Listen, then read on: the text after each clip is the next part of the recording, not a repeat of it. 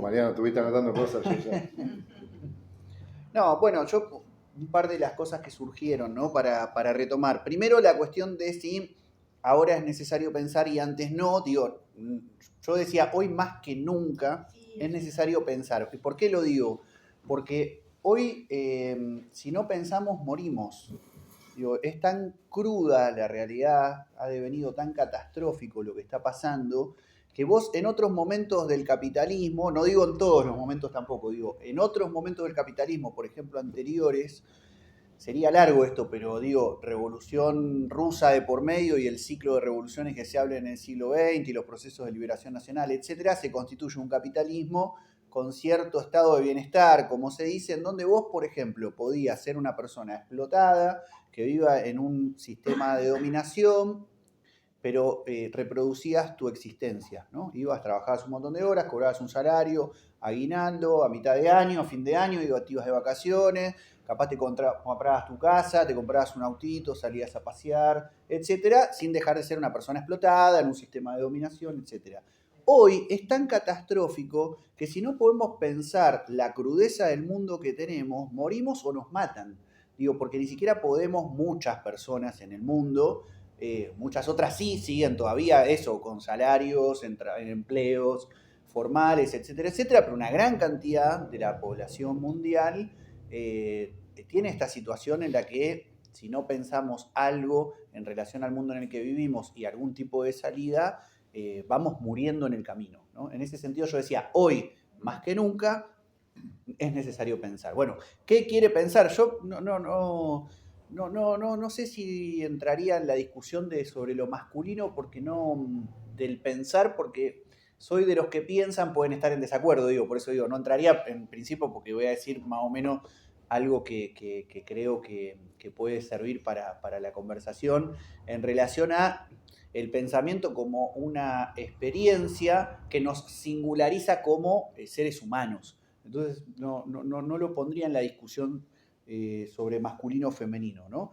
Creo que es algo que tiende además a singularizarnos como humanos porque tiende a lo universal. Es decir, todas las personas en la Tierra podemos pensar, ¿no? Entonces creo que es un principio igualitario el ejercicio del pensamiento, y sí lo que creo que está vinculado a un cierto vacío que se genera en la experiencia, que nos introduce preguntas sobre la existencia. Yo creo que se puede sobrevivir sin pensar, ¿no? Uno puede tener como una reducción de la experiencia vital casi a lo más, a lo más animal, digamos, ¿no? De la sobrevivencia. Entonces, hay algo que tiene que ver con un vacío que se genera a partir de preguntas que introducimos en la vida, y que son preguntas que muchas veces aparecen y ese vacío se nos presenta cuando podemos cultivar cierta experiencia también del silencio, que quería complementar con el de la conversación. Yo también creo, como varios de ustedes y varias de ustedes dijeron, que no se gesta pensamiento sin conversación, soy convencido de eso, pero también creo que no se gesta sin momentos de silencio, porque el barullo del mundo es lo que no nos deja pensar. Y es muy notorio como hoy en día no podemos hacernos espacios de silencio y de introspección. De nuevo, yo vengo un poco de Capital Federal, con Urbano Bonaerense, eso es mucho más crudo. La experiencia de que hoy se torna para muchos insoportable movernos en transporte público, porque ya no se usan auriculares, y está todo el mundo con el celular encendido, viendo videos a todo volumen, escuchando música, vas en un subte, en un colectivo, en un tren, y la experiencia del barullo se torna insoportable.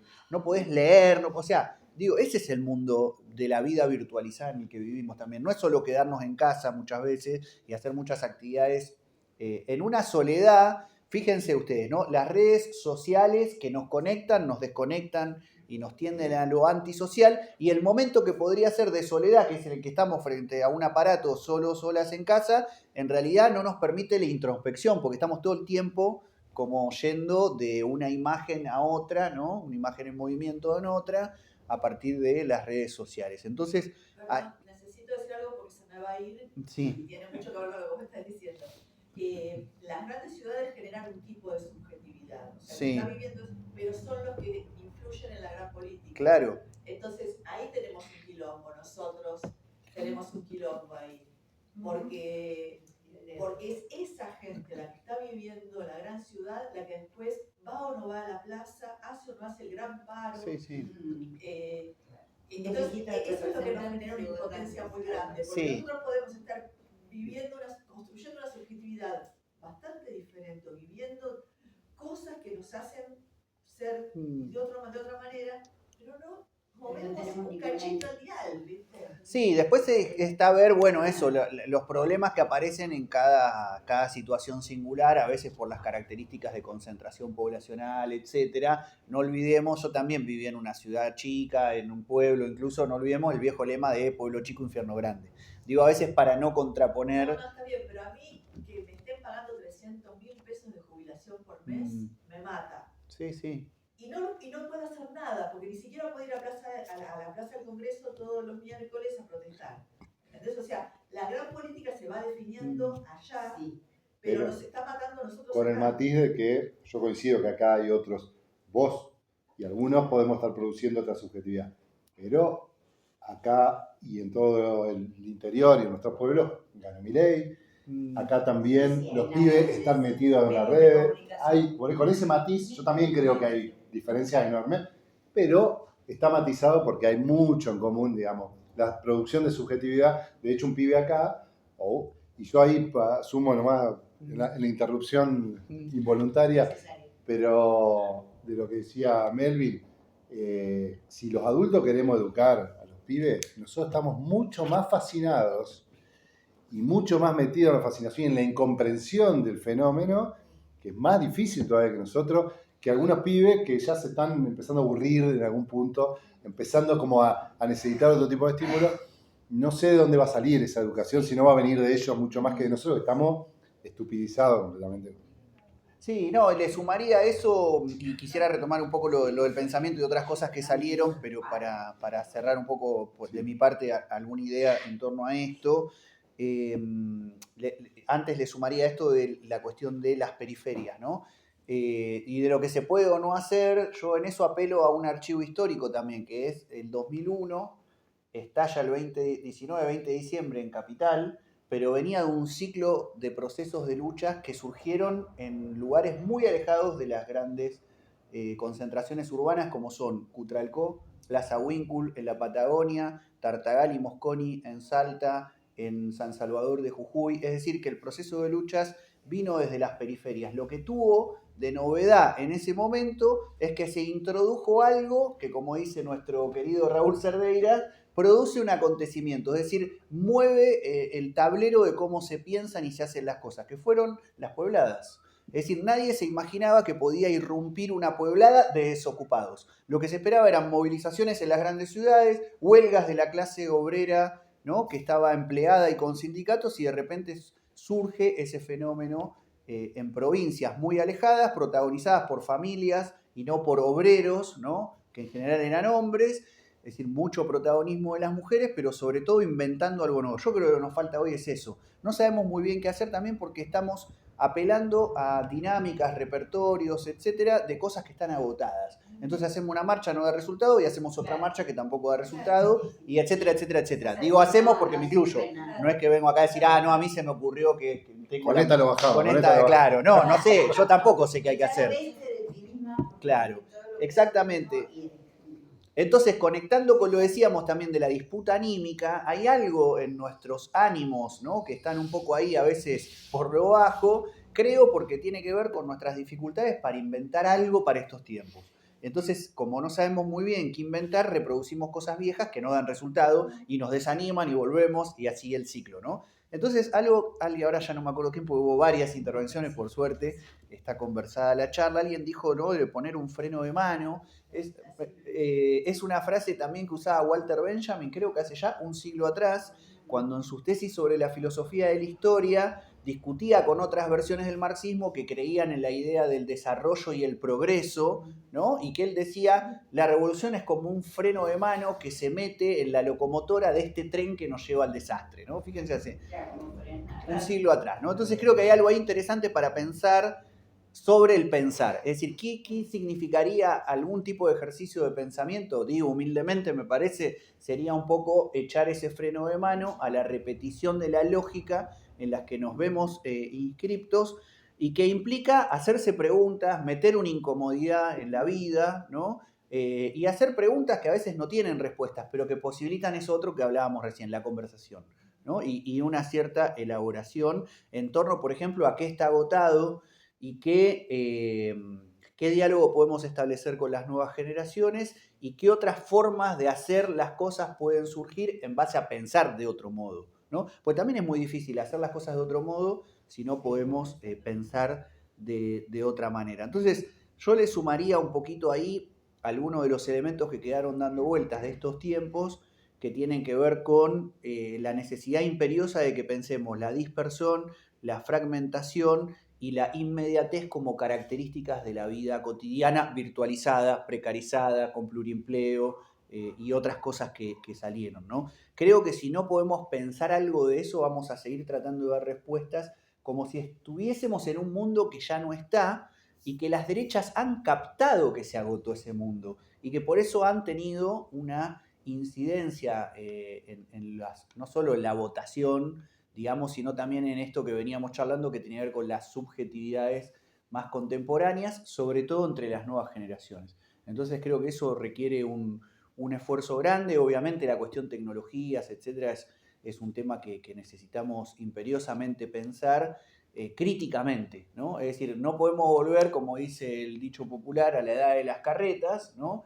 Pero tampoco creo que hay un porvenir mínimamente próspero para la humanidad si seguimos envueltos en esta lógica alienante en donde hay ya personas que la están no solo tratando de pensar, sino estudiando, ¿no? Hace poco vino Miguel, siempre me sale mal el apellido. Bien, Fede, gracias, porque siempre lo digo mal, ¿no? Un compañero argentino que ahora vive en Francia, etcétera. No sé si vieron, lo entrevistó Berkovich en la televisión, en la radio, y ha escrito ya sobre eso. Obviamente la radio, a veces la televisión ayuda a amplificar la difusión de esos estudios que hicieron en taxistas de distintas ciudades en Europa, los que usan y no usan GPS. Hay partes del cerebro de personas que se está atrofiando. Estamos llegando a un cambio biológico, ya de grave es la situación. Entonces digo, hasta hace poco, por ejemplo, se festejaba cuando se veía nuevas generaciones, alguien de ustedes también decía, a los 3 años ya maneja, decía, qué bien, puede estar en 5 cosas a la vez, y se festejaba. Y hoy empieza a verse que no es que las nuevas generaciones desarrollan capacidad de estar en 5 cosas a la vez. Parece que están en 5 y no están en ninguna. O sea, se pasó de estar en una o 2 a estar en ninguna creyendo que se está en 5. Porque la dispersión es tal que hay una incapacidad de concentración fundamental y que yo creo que la concentración y cierta disciplina resultan fundamentales para todo esto que estamos hablando. Leer, por ejemplo, no se puede leer sin una mínima disciplina y concentración. Tampoco se puede conversar. Yo no sé si ustedes notan que cada vez más hay como monólogos que están puestos en relación unos con otros. Pero esto que estamos, por suerte, compartiendo en este rato acá, entre un mate, ¿no? y este lugar tan lindo en el que estamos, no es tan frecuente, ¿no? En general lo que hay es muchas personas que dicen cosas y otra dice otra. A veces se conectan entre sí, a veces ni siquiera.